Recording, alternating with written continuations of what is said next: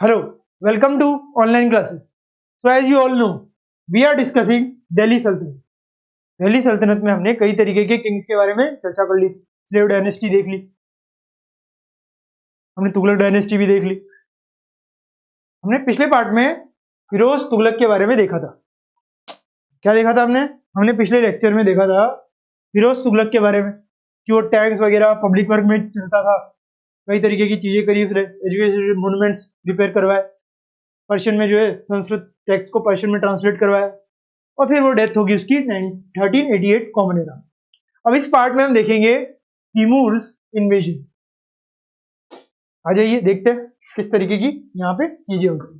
तिमूर्स invasion कब होगा? 1388 के बाद जब ये मर गया उसके इतने साल बाद तिमूर का इन्वेजन हो गया, वो देखते हैं. तो Timur was the ruler of Samarkand. Samarkand की जगह है, वहां का रूलर था कौन? Timur.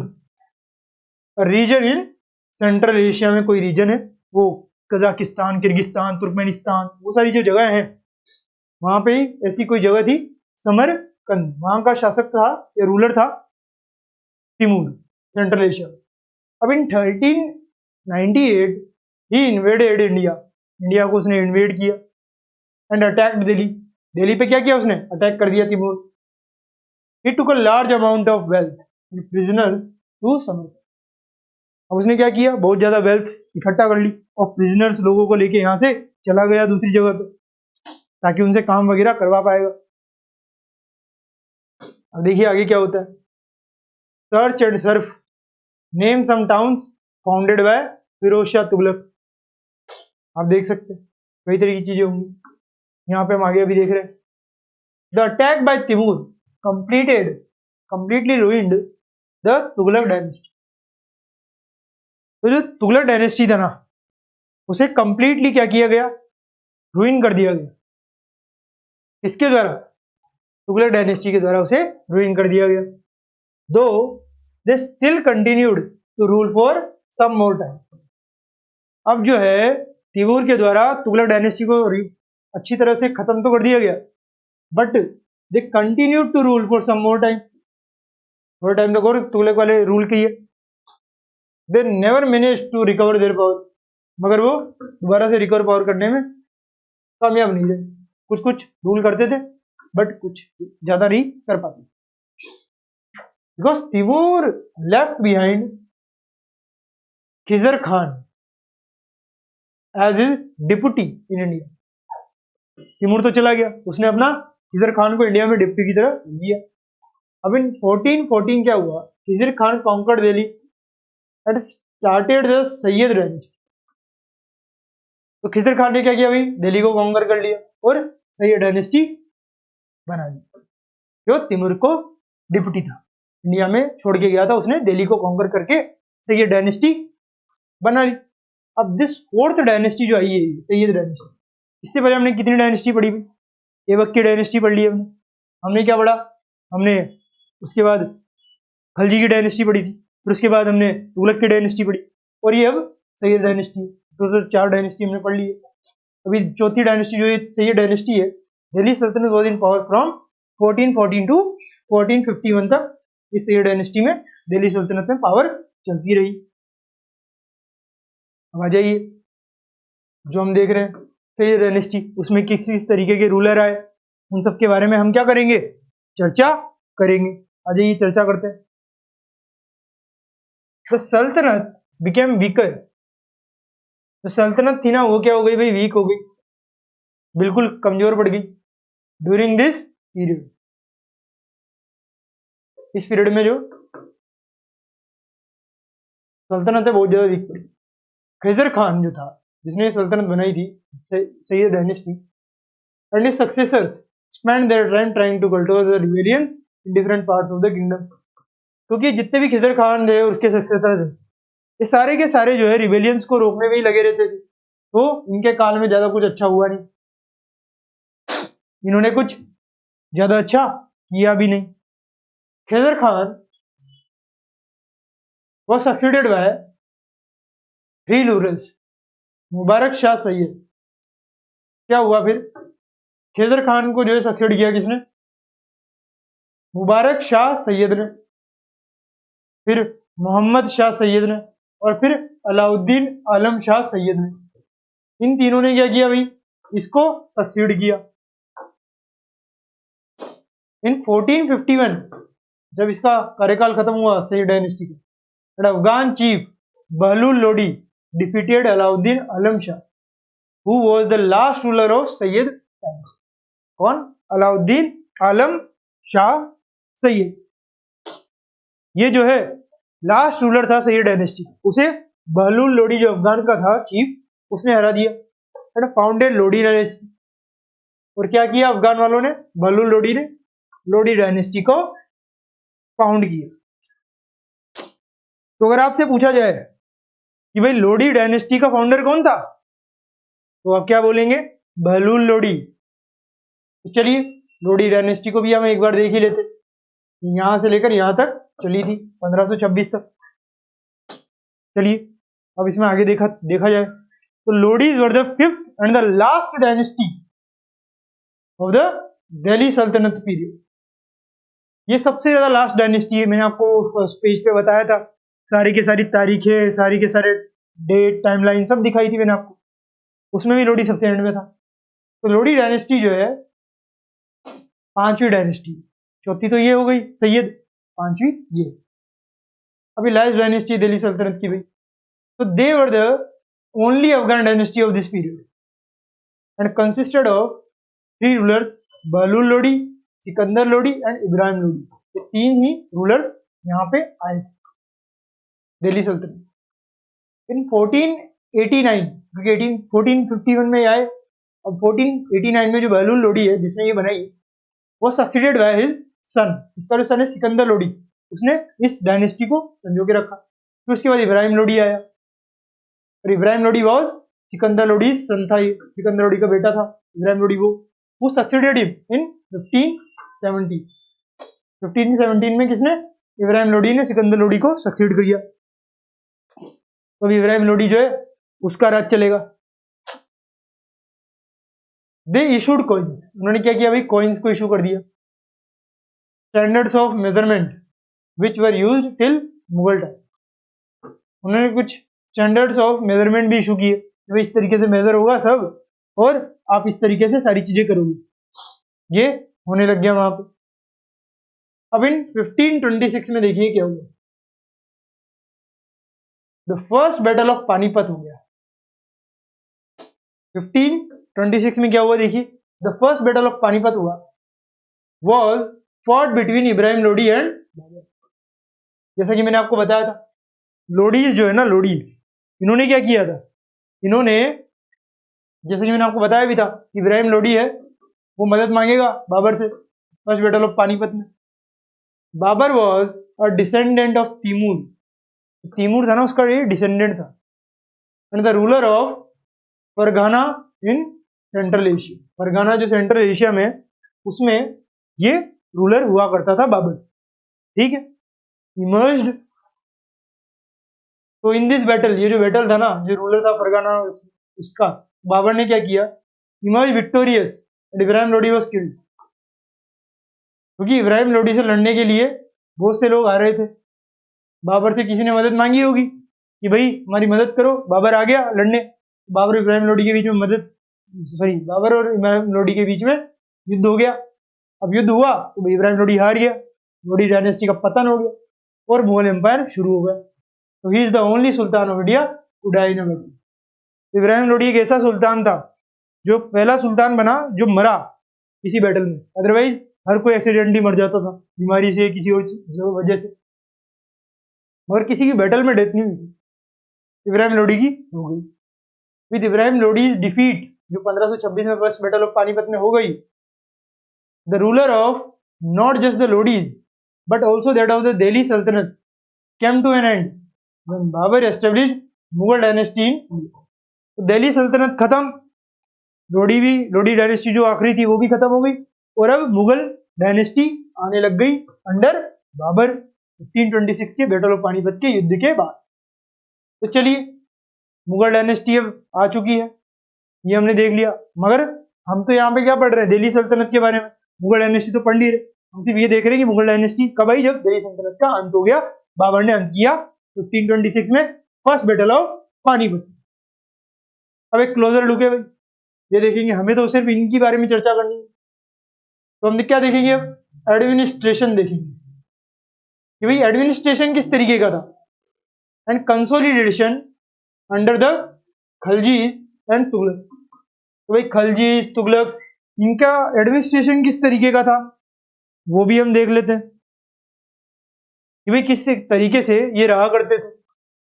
The consolidation of a kingdom as vast as the Delhi Sultanat needed reliable governors and administrators. Delhi Sultanat को क्या चाहिए, कुछ रिलायबल गवर्नर्स चाहिए थे जो टैक्स वगैरह लेके आए, और एडमिनिस्ट्रेटर्स चाहिए थे जो हमारे सबसे ज्यादा प्रॉफिट दें। तो rather than appointing aristocrats and landed chieftains as governors, the early Delhi Sultanate, especially Iltutmish, favored their special slaves purchased for military service. Special cells को जो है मिलिट्री सर्विस के लिए परचेज किया गया, कॉल्ड बंदागन। बंदागन उन्हें बोला गया इन पर्शियन, पर्शियन में बंदागन बोलते हैं। Purchased for military service slaves को परचेज किया। सबसे पहले दिल्ली सल्तनत ने किसी और को नहीं, सिर्फ जो स्लेव थे उनको ही इसमें लगा दिया। तो they were carefully trained to man some of the most important politic office in the kingdom. उन्हें ट्रेनिंग दी जाती थी सब करा के, जो मोस्ट इंपोर्टेंट पॉलिटिकल ऑफिस होते थे ये मिलिट्री सर्विस वाले, उनमें उनको बैठा दिया जाता था। Since they were totally dependent upon their master, क्योंकि वो तो स्लेव है, मास्टर पर डिपेंड है। तो sultan could trust and rely upon them, क्योंकि वो मास्टर पे डिपेंडेड है सारे के सारे स्लेव, तो सुल्तान जो उन पर ट्रस्ट कर सकता है और उन पर ट्रस्ट नहीं कर सकता, क्या पता उनके फिर युद्ध कर रहे हो। अब ये तो हो गई शुरुआती सुल्तानों के बारे में, ठीक है, इल्तुतमिश और ऐबक के टाइम की। अब बात करते हैं खलजी जो आया, तो Khalji and Tughlaq continue to use बंदागन। बंदागन जो है ना ये स्लेव, उन सबको कंटिन्यू यूज कर रहे थे। Also raised people of humble birth, जो हम्बल बर्थ के जो ऊंची घराने के लोग हैं उनको भी रेज कर रहे थे। who were often their clients to high political positions,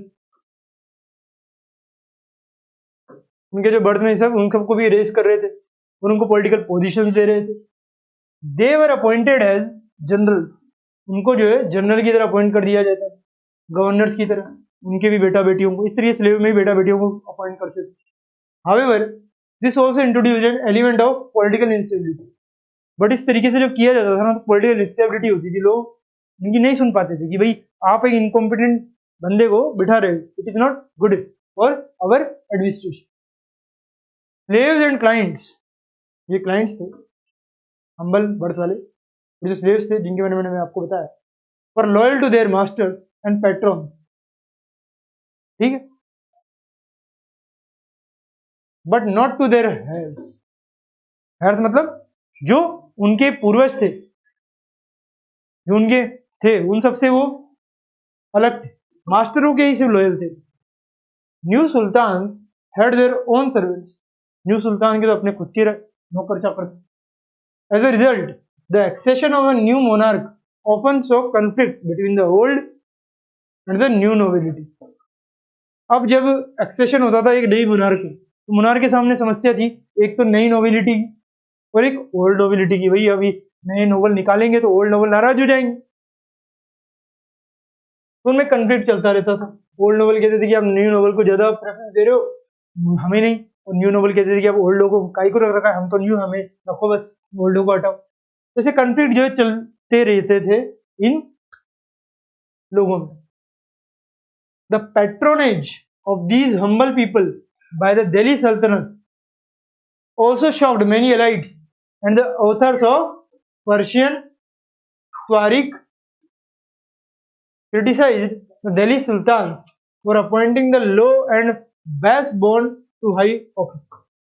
क्योंकि जो ये हम्बल बर्थ के लोग थे, जो कि है बहुत ज्यादा नीचे पैदा होते थे या फिर जो है बहुत ज्यादा कम इनकम वाले लोग थे, इन सबको बड़े बड़े ऑफिस दे देते थे, क्योंकि इनको लगता था कि भाई यही लॉयल होंगे, जो दूसरे लोग हैं जो एलाइट वाले वो तो लॉयल होते ही नहीं थे। तो इन सबसे जो एलाइट वाले लोग थे वो सब शौक में थे, ये सुल्तान कर क्या रहा है। तो like the earlier sultan, the Khalji and Tughlaq monarch appointed military governors as governors of territories of various. जो मिलिट्री कमांडर्स थे उनको गवर्नर्स ऑफ टेरिटरीज अपॉइंट कर दिया करते थे, दूसरे सुल्तानों की ही तरह ये भी कर दिया करते थे। चलो अच्छा है, कुछ तो अच्छा किया कर। बट अच्छा तो क्या किया, ये सब भी लोगों का शोषण ही किया करते थे। दीज लैंड्स वर कॉल्ड इक्ता। ये जो टेरिटरीज है वेरियस साइज की, जो कमांडर्स को गवर्नर बनाया जाता था मिलिट्री कमांडर्स, उन लैंड्स को क्या कहते हैं, इक्ता। और जो होल्डर्स थे मिलिट्री कमांडर उनको कहते थे इक्तेदार और मुक्ति। इक्तेदार और मुक्ति कहा जाता था इनको, क्या कहते थे, इक्तेदार और मुक्ति। द ड्यूटी ऑफ द मुक्तीज was to lead military campaigns. ये जो मुक्तीज होते थे, जो इक्तेदार होते थे, इनकी क्या ड्यूटी होती थी, इनकी ड्यूटी होती थी कि भाई आपको मिलिट्री कैंपेन्स लीड करने। इक्तेदारों को बोला जाता था जिनके पास लैंड था कि आपको मिलिट्री कैंपेन्स लीड करने भाई। And maintain law and order in the इक्तास। जो भी आपका लैंड है ना वहां पे आपको लॉ एंड ऑर्डर मेंटेन करना है। जो गवर्नर बनाए जाते थे उनको military commander. In exchange of their military services the मुक्तीज collected the revenues of their assignment as salaries। अब मुक्ति जो है उनको ये सारे के सारे कैंपेन करने पड़ते थे, लॉ एंड ऑर्डर करने पड़ते थे, तो फिर इन प्रोजेक्ट्स के एवज में उन्हें रिवेन्यूज मिलती थी एज ए सैलरी के रूप में। They also paid their soldiers from these revenues. और अपने सोल्जर्स को भी वो, जो कमांडर्स थे तो अपने सोल्जर्स को भी वो ऐसे ही रिवेन्यू दे दिया करते थे। अब कंट्रोल ओवर मुक्तीज, जो इक्तेदार थे, was most effective if their office was not inheritable and if they were assigned iktas for a short period of time before being shifted। तो ये जो इक्तेदार का सिस्टम था ना, कंट्रोल होता था, ये क्या है, ये बहुत ज्यादा इफेक्टिव हो सकता है अगर ये शॉर्ट पीरियड के लिए, बट ये था नहीं। These harsh conditions of service, क्योंकि ये बहुत ज्यादा दिक्कत देती थी, बहुत ज्यादा हार्श सर्विस कराई जाती थी इनसे, बहुत ज्यादा काम कराया जाता था, 14-16 घंटे। तो हार्श कंडीशन ऑफ सर्विस जो है rigorously imposed during the reigns of Alauddin Khalji and Muhammad Tughlaq. इनके राज में तो बहुत ज्यादा इक्तेदारों से काम कराया जाता था। क्या कराया जाता था, इक्तेदारों से बहुत ही ज्यादा काम करा लिया जाता था। अब चलिए आगे देखते हैं। Accountants were appointed by the state to make the amount of revenue collected by the मुक्ति। अकाउंटेंट को जो है अपॉइंट किया जाता था स्टेट के द्वारा, ताकि वो चेक करे कि मुक्ति ने जो रेवेन्यू कलेक्ट किया है वो सही भी है या नहीं है, मुक्ति हमें धोखा दे रहे। Care was taken that the मुक्ति collected only the taxes prescribed by the state and that he kept the required number of soldiers. कि मुक्ति से जितना बोला जाए उतना रेवेन्यू कलेक्ट करो, जितने सोल्जर उनको दिए जाए उतने ही लो, ज्यादा नहीं लेने और कम भी नहीं लेने। एज द दिल्ली सल्तनत brought the hinterland of the city under their control, सारा का सारा सिटीज का कंट्रोल, हिंटरलैंड का कंट्रोल सब अपने पास रख लेते थे सारे के सारे सुल्तान। भाई सब हमें बताना, हम ही हैं यहाँ के करता धरता। They force the landed chieftains, the समंता aristocrats and rich landlords to accept their authority. तो क्या किया उन्होंने, उन्होंने फोर्स किया कि जो लैंडेड चीफेथियंस से समंता एरिस्टोक्रेट्स है, रिच लैंडलॉर्ड्स हैं, कि हमारी अथॉरिटी को एक्सेप्ट कर लो। जितने भी सुल्तान हैं उन सब ने बोल दिया कि भाई आप हमारी अथॉरिटी एक्सेप्ट करो और हम जो स्लेव्स को रख रहे हैं बड़ी बड़ी पोस्टों पे इनका सम्मान करो। आप यहाँ के कुछ नहीं हो, क्योंकि ये खुद भी स्लेव हुआ करते थे, तो इन्हें पता था कि भाई स्लेव्स होना क्या होता है। अब under Alauddin Khilji the state brought the assessment and collection of land revenue under its own control। assessment और collection of land revenue जो अलाउद्दीन खिलजी ने अपने पास ले लिया। the rights of the local chieftains to levy taxes cancel। जो राइट्स थे ना ये लोकल चिफेथियंस के, कि भाई जो जो राइट्स है इनके टैक्सेस लेवी करने के, उन्हें कैंसिल कर दिया गया। इसके द्वारा, अलाउद्दीन खिलजी के द्वारा। भाई आप सब कुछ लोकल वोकल कुछ आप कलेक्ट करो, सब कुछ वही करूंगा। कौन, Alauddin Khalji. And they were also forced to pay tax. उनसे बोला गया चिफेथियंस से कि भाई आप टैक्स दो। आपको टैक्स कलेक्ट नहीं करना है, आपको अपने टैक्स देना, समझ गए। तो the sultans administrators measured the land and kept careful account. तो ये सुल्तान है अलाउद्दीन खिलजी, इसके एडमिनिस्ट्रेटर्स ने मेजर किया लैंड और उसे अकाउंट में लिख दिया। अब some of the old chief and landlord served the Sultanat as revenue collector and assessor. जो ओल्ड थे उनको अभी भी इसी पोस्ट दे दी जाती होगी। There were 3 types of taxes थे अलाउद्दीन खिलजी के टाइम। कौन कौन से? On cultivation called kharaj and amounting to about 50% of the peasants produce. इन्हें खरज के रूप में दे दिया जाता था, फिक्स था। जितना कल्टीवेशन होगा पीजेंट उसका 50% हमें टैक्सेस के रूप में दे देगा, खरज। On cattle and on houses भी इस तरीके का ही होगा, 50% जो भी रेवेन्यू होगी हमारे पास आ जाएगी। It is important to remember that large parts of subcontinent remained outside the control of the Delhi Sultanat. तो अब ये जानना हमारे लिए बहुत जरूरी है कि दिल्ली सल्तनत जो है, जो बड़े बड़े दूसरे जगह थी वो दिल्ली सल्तनत के अंडर नहीं थी, दूसरी कुछ कुछ जगह तो थी, सारी जगह नहीं थी। It was difficult to control distant, मतलब दूर दूर की प्रोविंसेस लाइक बंगाल को कंट्रोल करना मुश्किल था दिल्ली से, क्योंकि हम तो दिल्ली में बैठे, बंगाल को कैसे कंट्रोल करें भाई? बंगाल में तो लोग दूसरे हैं, वो दूसरी चीजें कर रहे हैं, हम उन पे कैसे अपनी पॉलिसी लगवाए? And soon after annexing southern India the entire reason became independent. और जैसे उन्होंने साउथ इंडिया, मालिक गफूर का बताया था ना, साउथ इंडिया गया था, वो बहुत सारी चीजें हथिया के लाया था। Even in the Gangetic plain there were forested area. कौन से एरिया? फॉरेस्टेड एरिया, जंगल वगैरह। दैट सल्तनत फोर्स कुड नॉट पेनिट्रेट, कि भाई जंगलों को मत काट। सुल्तान ने बोल दिया जंगलों को नहीं काटा जाएगा। Local chieftains establish their rule in these region. Local chieftains जो है इन रीजन में काम किया करते थे।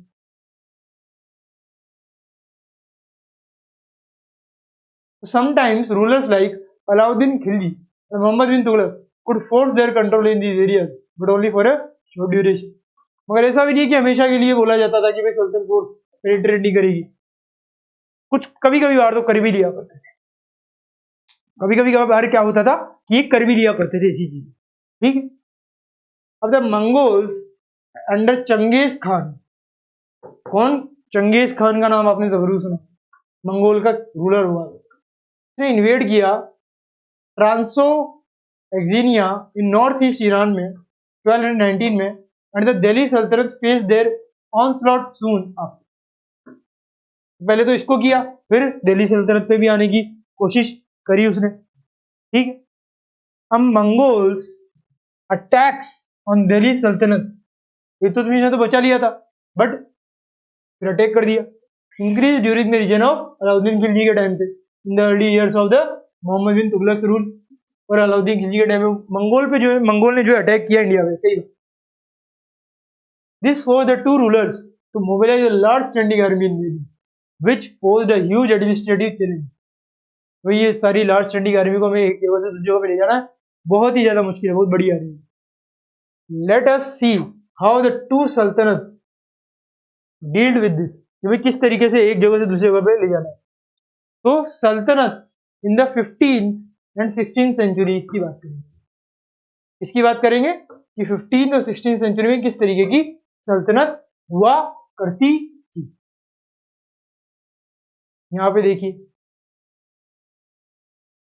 कई तरीके की सल्तनतें हुआ करती थी, वो हम देखेंगे। तो देखेंगे कि भाई सल्तनत जो 15th और 16th सेंचुरी में किस तरीके की थी। अब आप जानते हैं 15th सेंचुरी 16th सेंचुरी में कौन था, उसमें तो भाई हमारे ये तुगलक और खलजी वगैरह से थोड़ा होगा, वरना तो नहीं था। तुगलक का ही ज्यादा से ज्यादा रोल था। तो हम देखेंगे सल्तनत का किस तरीके का रोल था। लोडी आएगा, इसमें सैयद आएगी, खलजी आएगा, तो ऐसी ऐसी छोटी छोटी चीजें हम देखेंगे।